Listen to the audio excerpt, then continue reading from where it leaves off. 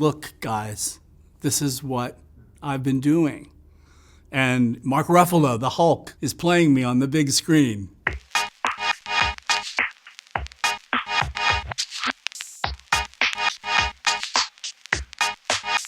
Everything in the film comes from a remarkable story. We were extremely close to the actual events of that story. We shot in Cincinnati, Ohio. We surrounded ourselves with the people who were all the principal protagonists in this long and complicated legal story. There's only so far an article can go.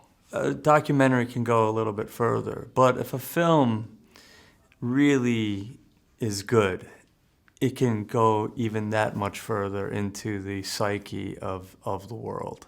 The fact that we work so closely with Rob, with the community that it happened in, I feel like gives it a credibility that's unassailable, and also like a pathos that can be very effective to people.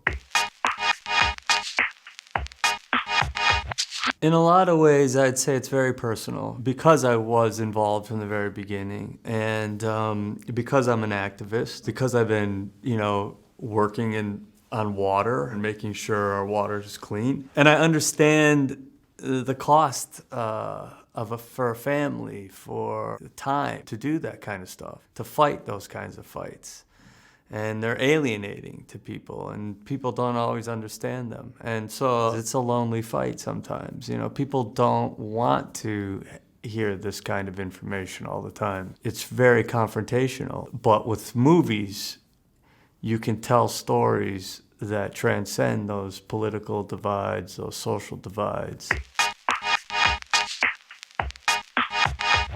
I know what it meant for him to show the film to his kids, who were raised during the entire 20 years of this story, and who had to deal with an absent father or a distracted father when he'd come home from very, very long hours at work. I've known Rob now for 4 years, and I've seen him change when this movie came out. He sits up straighter now. He doesn't have the same tics that he has. His health is better.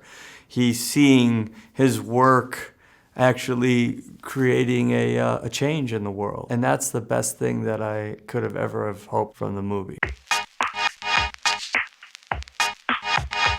The amount of information, which is a lot of information to get people to understand, this has gone on for almost 50 years. There's a lot of law involved, but I think Todd Haynes handles that so beautifully. Those were the concerns. And the reason I really wanted Todd, because I really did feel like he could give you that information in a completely cinematic way and have these characters be so relatable and so touching in a way, and still have the horror that this movie is. It really is a horror movie, but it happens to be true.